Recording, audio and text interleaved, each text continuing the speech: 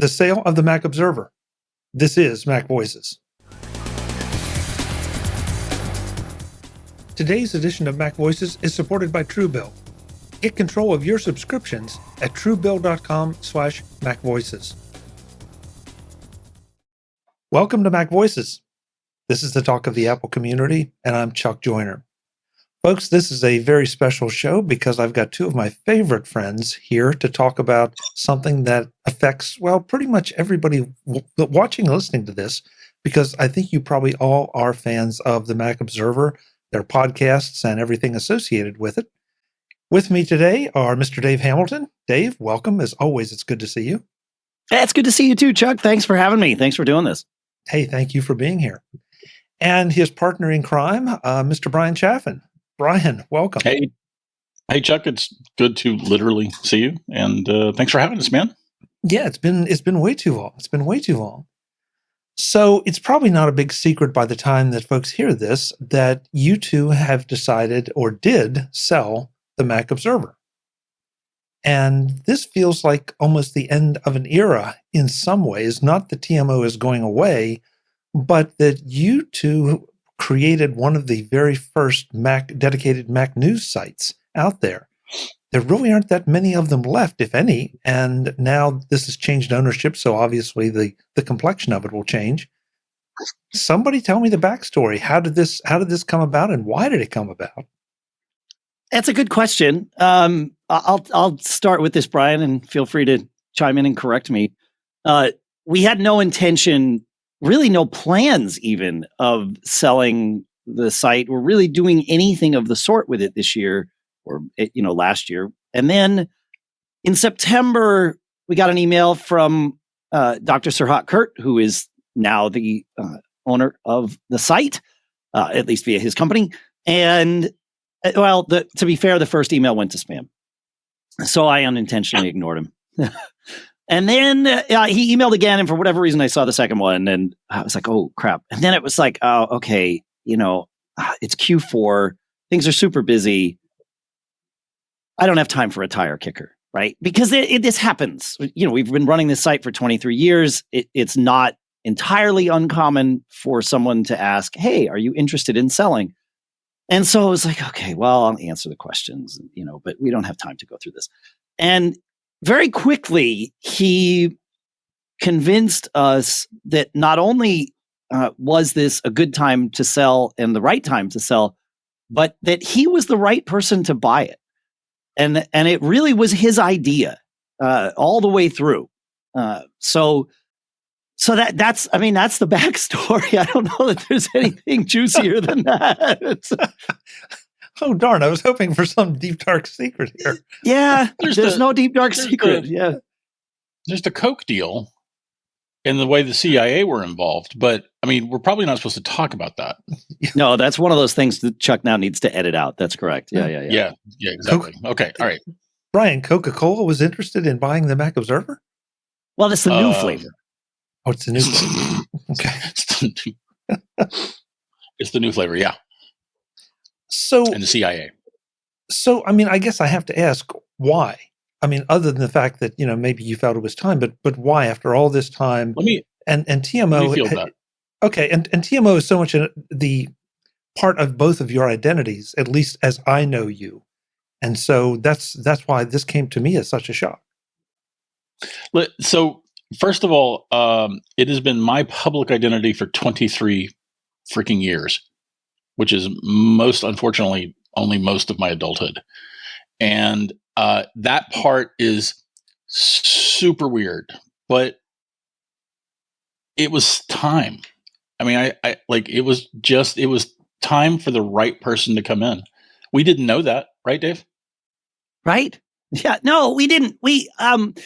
So it has also been part of my identity, a huge part of it for the last 23 years. And in fact, that was a big part of why I sort of rejected the premise initially, was I had it in my head that I still needed to be actively affiliated with the Mac Observer for me to be Dave, one of the co-founders of the Mac Observer, if that makes sense.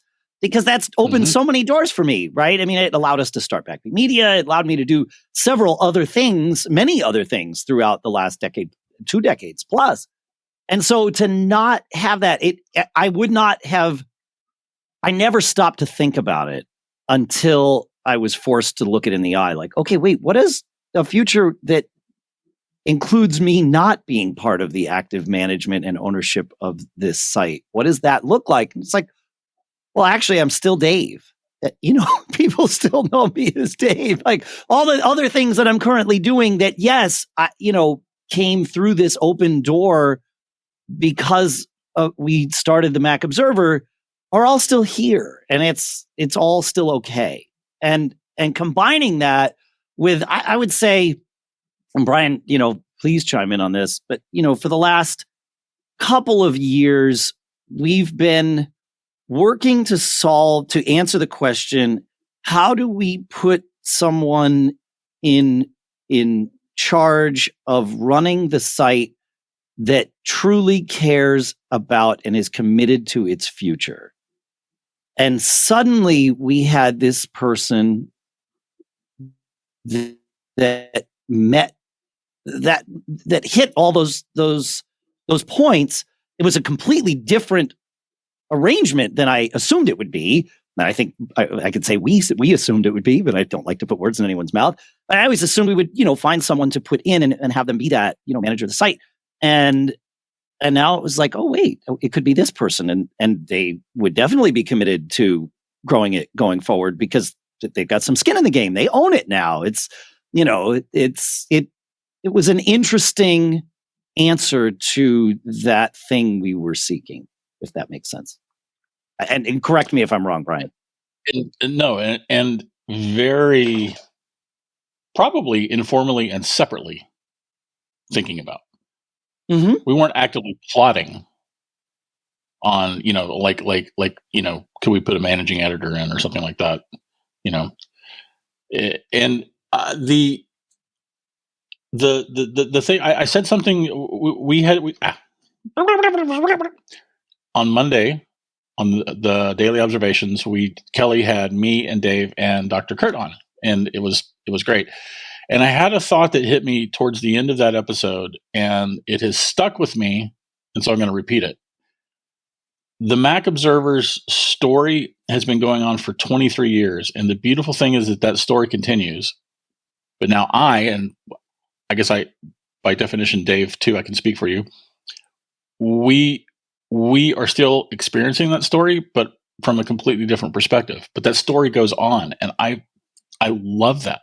I love that our baby's story is continuing.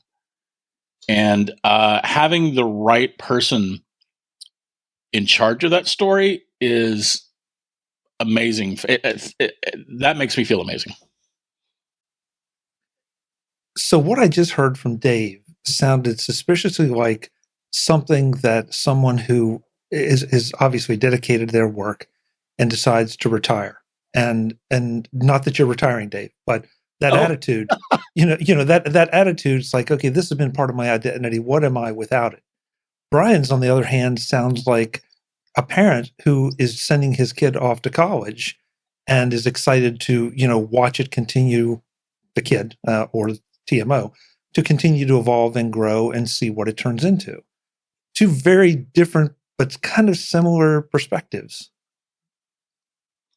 I definitely share that perspective of seeing it continue to grow. I mean, that was a super important part of why we chose to say yes to this.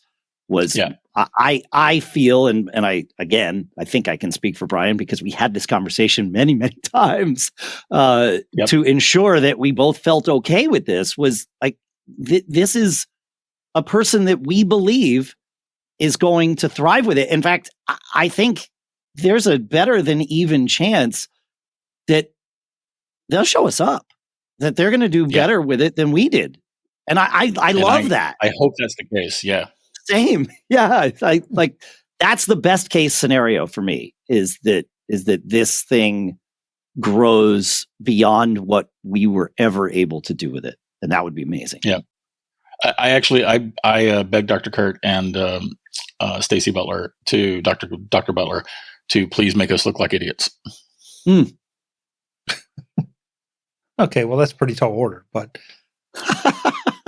we I guess Brian and I now are going to. I said something in a non-public call about this yesterday, which I'll repeat. But now Brian and I are going to have to like stand off on this, because I said whoever the previous number one fan of the Mac Observer was has to now take the number 2 slot, because I'm going to take the number 1 slot. However, they might need to take the number 3 slot while Brian and I duke it out for number 1 and number 2. Yeah, we might have to settle for tie, Dave. We might. That's true. Maybe. Well, that's good, because that kind of takes me to the next thing. One thing I've learned over the past few years is that there are acquisitions come in every size, shape that you can imagine. So is this a clean break for you two? Are you working any part of an agreement out? And I don't need to know the terms of any agreement, but are you still going to be associated with TMO in any way, shape, or form, other than just being, the co-founders? No, it is a clean break. Eventually, there's a transition period that we're in right now. We built this 23-year-old Frankenstein over the 23 years that we did it, right? I mean, there were lots of different things. There were 3 different publishing systems that we used, one of which was completely written by hand, and the other 2 have been, modified throughout. And they're all sort of still running in parallel because we never needed to think about any of this. I mean, the business really was never, we weren't planning on selling. So the business was not positioned as like, here's a turnkey operation, run. The one thing that really is turnkey is that they now have this fantastic team publishing content there. And that team really can do that with or without Brian and I there. And that, I think, was a huge part of us being able to do this is the people that work there do a fantastic job, and it's amazing. And so the site, as we dug into it, it became obvious that, wow, it really is in a position to turn over to someone else. But there are a lot of these things that, institutional knowledge that we would like to remain institutional knowledge that just keep coming up. Like, oh, there's this thing I do once a month. You should know about this. And there's no way you're going to stumble onto it. So we are doing a bit of a transition with them behind the scenes. We are no longer involved in active management of the site in any way, but we are transitioning. I'm keeping Mac Geek Gab. So that will continue. That is continuing. It's currently still hosted at the Mac Observer, reference the aforementioned Frankenstein. We are extracting it from that, but it's taking a little bit of time. And they've graciously allowed me that time to do that, which is great. But yeah, it's a clean break. So you're keeping Mac Geek Gab, but Brian, are you keeping the Apple Context Machine as a separate entity, or what are you doing with that? I am keeping it. If it's going to continue past the episode that Dave is annoyed at me for not having posted yet, it is going to be with Jeff Gamet as my partner, and it'll be, I don't know where it'll be yet. Well, actually, that's one of the things that we'll end up talking to Dave in a completely different capacity than we've ever had a conversation before, Dave. That's really interesting.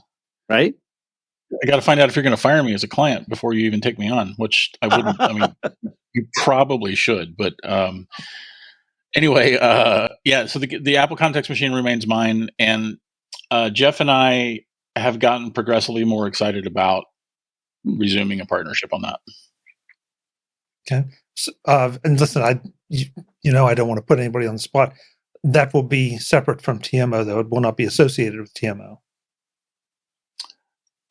Almost surely, unless for some reason a deal comes together, right? I think that's the appropriate way. Okay. Yeah, at the moment, Mac Geek Gab and Apple Context Machine are not a part of the Mac Observer. They are, again, graciously hosting those shows there for a couple of months while we figure out how to not have them hosted there, if that makes sense. But That's the way to put it. Yeah, well, it makes perfect sense because any of us who have published podcasts know that is a nightmare of trying to change hosts and move content, both the audio files or video files as well as the web presences. Yeah, I'm surprised you guys have. There's a lot. There's a lot of moving parts. Yeah. Especially for the Geek Gab, where they've regularly done a show. I mean, the Apple Context Machine has been around, I think, for 10 or 15 years, so we only have about 20 episodes to move. But I'm kidding. Easier for the Apple Context Machine to move than the Geek Gab. The Geek Gab is going to be like, I really look forward to hearing all of the tales of Dave's efforts to actually do that. Well, I've got help. Adam Christensen is my partner in crime on that particular move on the back end. So we've got it. It's doable. We have done some proof of concept testing, and remember, unlike the rest of the world, this was a surprise to me much earlier than it was to everybody else. I learned about this being a possibility, in late September. Everybody else learned about it being a possibility in late December.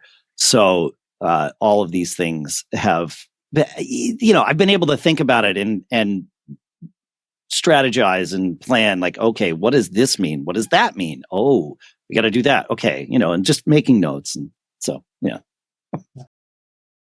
This edition of MacVoices is supported by Truebill. Get control of your subscriptions at truebill.com/MacVoices. Did you know that 40% of people recently said that they're overwhelmed by the number of subscriptions they pay for? The other 60% probably forgot they subscribed in the first place. If you're not sure how to take control of your subscriptions, you need Truebill. The nice thing about subscriptions is that you can just set it and forget it. Unfortunately, you are still being charged after you forget it and don't want it anymore. Get in control of your subscriptions with Truebill.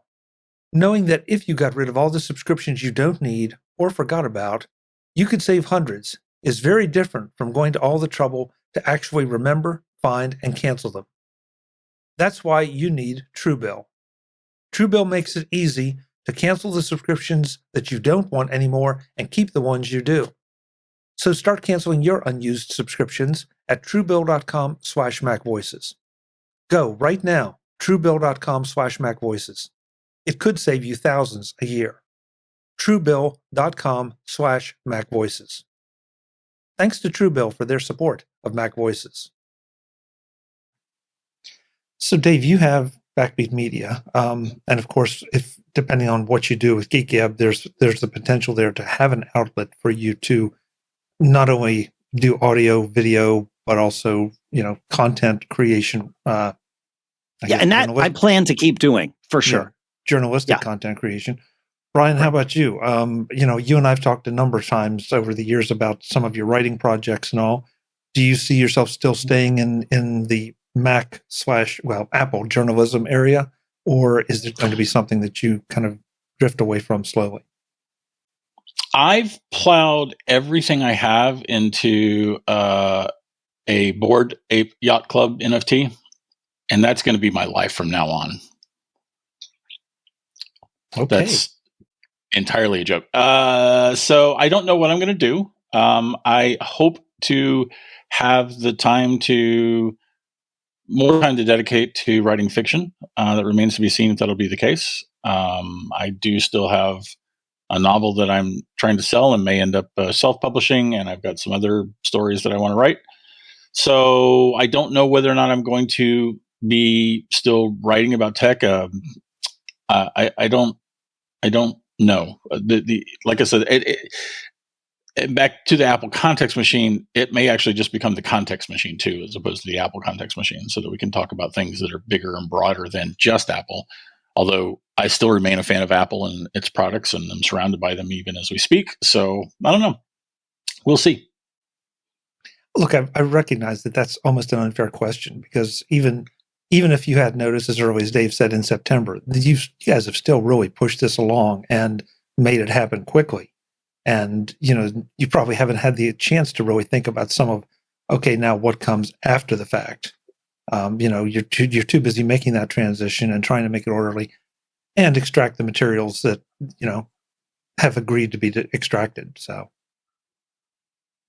Yeah. interesting. Yeah. Yeah, so The stop goal being right unfair, now Chuck. is, sorry, go ahead, Brian. Yeah, sorry about that. Myself, stop being unfair, Chuck. You're I'll mean. try, Brian. I'll try. Dave, I'm sorry. Go ahead. No, this transition time, step one is setting everyone up for success, right? We want to make sure that the team there has what they need, understands what we understand, and then can, adapt that to how they're going to do things going forward, and getting them, truly set up for a bright future. And that's we're more than 50% done with that, I think. But there are things that come up on occasion, but it's moving, which is great. Like, it really is. And then, like you said, the transition of extracting things out. So we'll get there. It'll hopefully by the end of the quarter, we're good. Okay, so let's just do a little navel gazing here for just a second, because I think I met Brian before I met you, Dave. And in fact, I'm pretty sure I remember the exact moment that I met Brian at a Macworld New York, when he came to be a guest in the user group lounge. What impact do you guys think you've made on the Mac news business or the Apple news business? Like, I do it that way because it's the Mac Observer, and we've all been around to the point where, the Mac was the product. Now it's the Apple universe. But what impact do you think you've had, or what are you the most proud of in all that time, over 23 years? Brian, you want to take that one first? Sure, I'll go first. Let's see. First of all, the Mac space, and you and I have probably, I'm almost sure that you and I have talked about this on a show before, Chuck, but the Mac web has radically changed since the early days of what we were doing. And for one thing, it's no longer the Mac web, LOL. The people that originally came to the Mac Observer were coming to root for the underdog. And that is what drove this entire space. All of the sites that were dedicated to covering this beleaguered, personal computer maker were fans of the company, and the people that read our content tended to be fans of the company. And that's changed. I mean, Apple hasn't been an underdog for even longer than the world has realized that Apple hasn't been the underdog.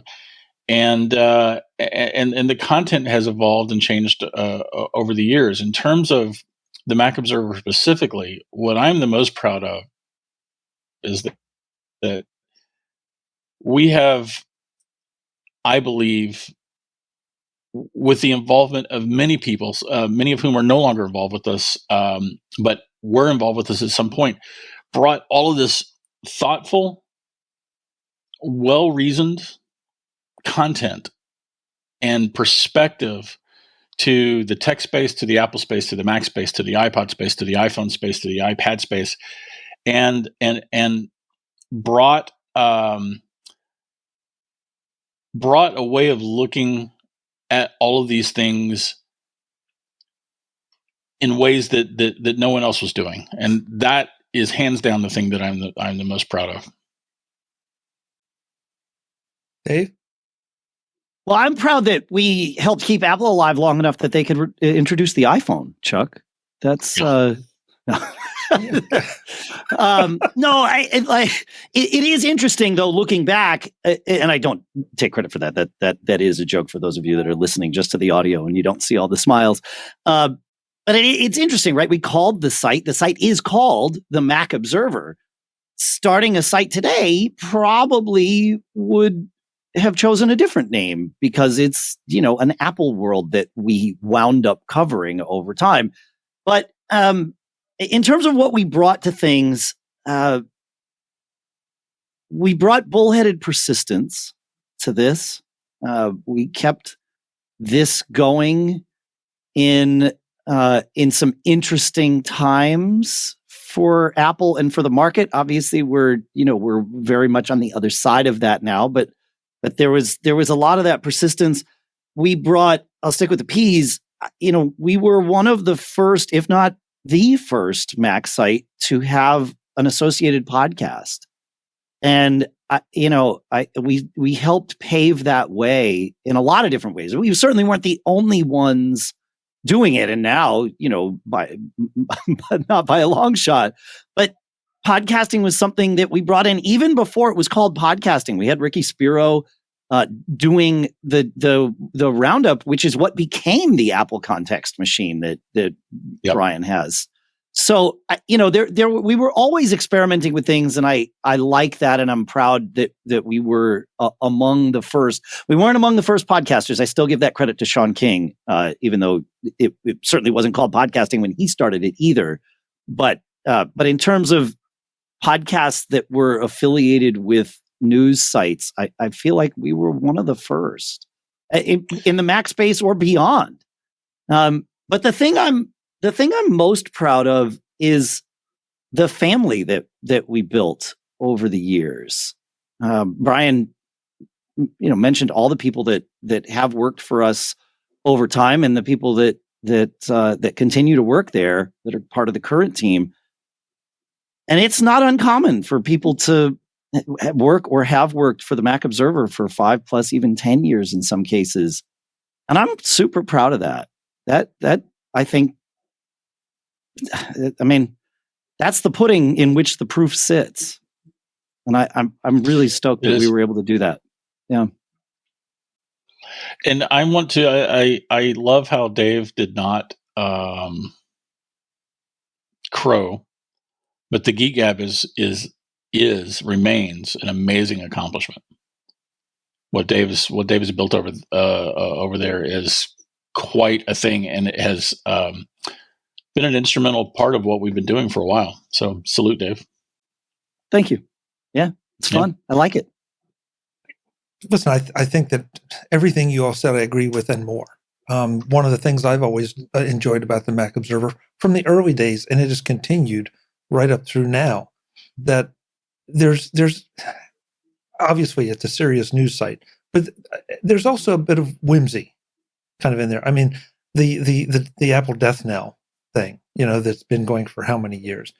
Just it's a little bit of a callback to the old days, but it's also just a little fun thing that if I go to TMO, I know that I'm going to get that early day Apple attitude kind of thing, that I cherish. And yeah, okay, so we all were minted back then, but I think that that's a good thing as opposed to some of the journalism I see coming out of some other directions. But Dave, your point to the family, I mean, your team has always been amazing. There's a lot of great Mac journalists out there. A lot of them are friends of all of ours. But your team has always been something special just because of the strange combination of personalities that come together to do it. And they always seem to fit. So I really want that part to continue. I think that's been one of the big strengths of it. And I agree. I got to believe with you guys creating the DNA you have, I think it will. I think it will. And I have to point to my partner in crime here, Bryan Chaffin, as the architect of that team and bringing all of those different people together. You've always had an eye for the right person at the right time, Brian, and it obviously worked out really well. Yeah, thanks, man. Yeah. No, thank you. By the way, I'd like to retract my answer and also say the team and the family is my biggest thing.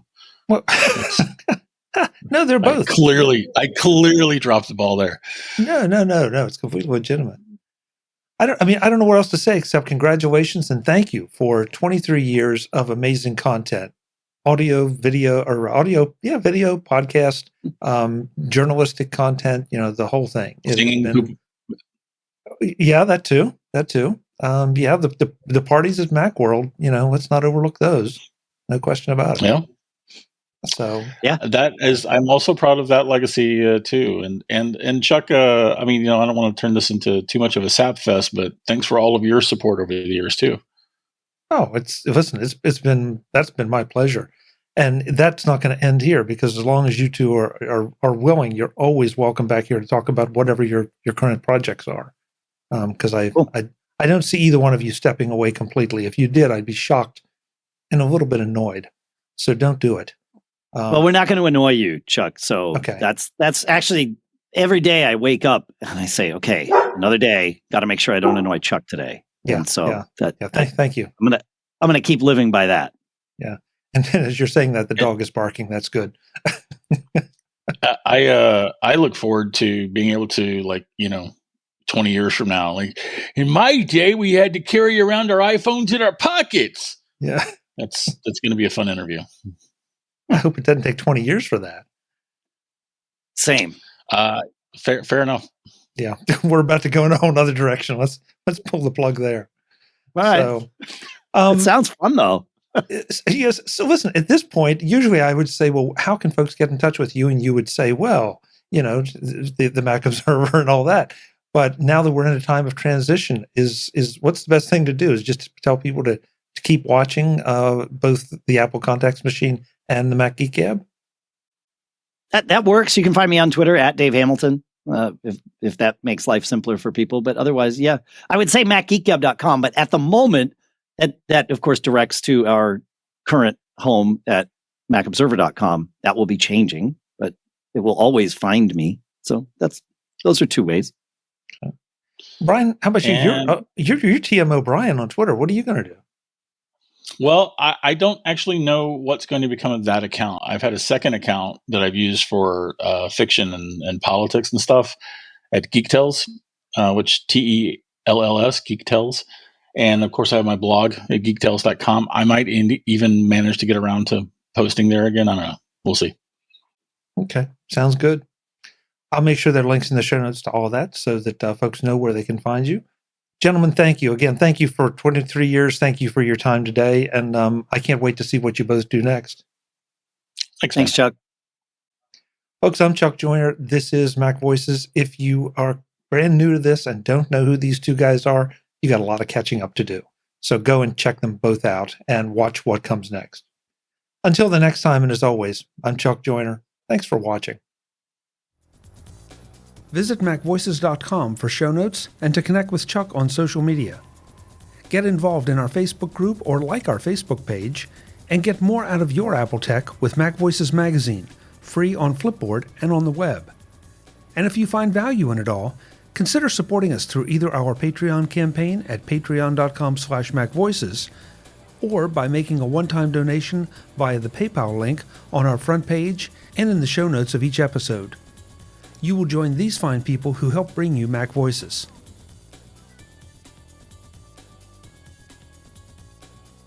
Advertising handled by Backbeat Media at backbeatmedia.com. Bandwidth provided by CacheFly at cachefly.com.